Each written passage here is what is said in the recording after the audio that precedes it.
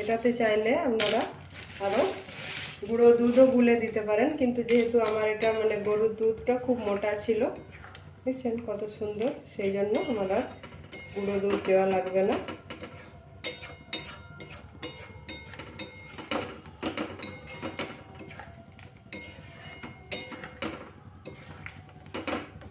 আবার একটু যদি সামান্য দিয়েও দেওয়া যায় তাহলে আরও ভালো টেস্ট হবে।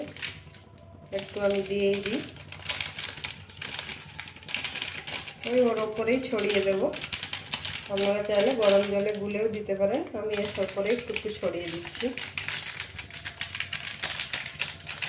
না, এটা যখন মুখে একটু একটু দানা দানার মতো লাগবে, এটা আরও বেশি ভালো লাগে খেতে।